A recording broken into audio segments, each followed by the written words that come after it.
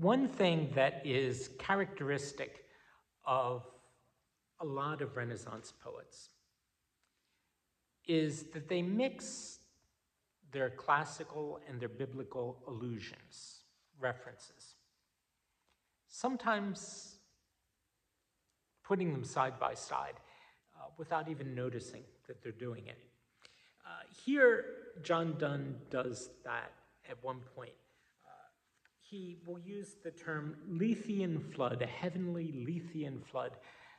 Lethe was the river that the Greeks and Romans believed was in the underworld, where spirits could drink, and having drunk from it, they would forget the earth.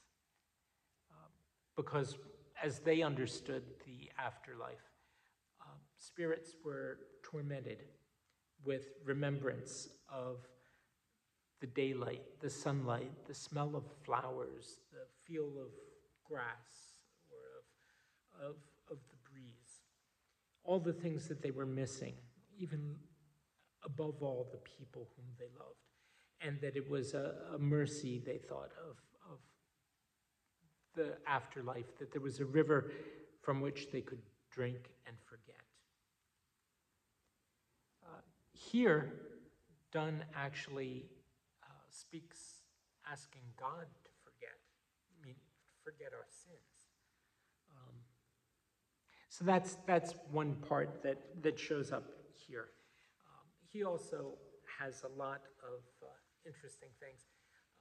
I mentioned in the introduction that he had started out his days as a bit of a rake, a roue, a player, a cad.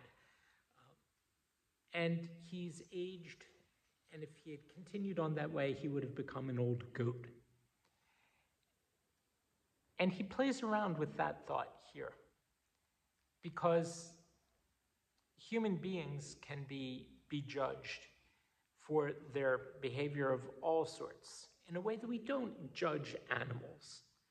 And here he compares himself to, at one point, an old goat.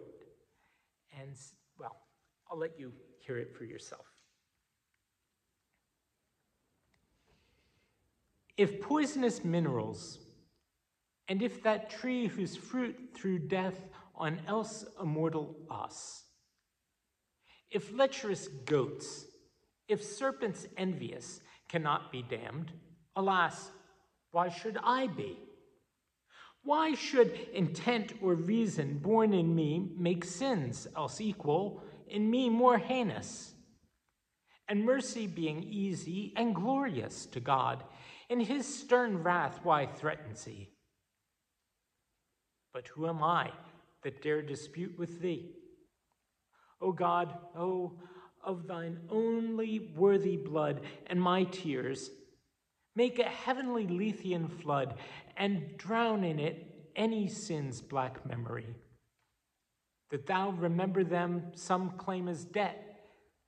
I think it mercy if thou wilt forget.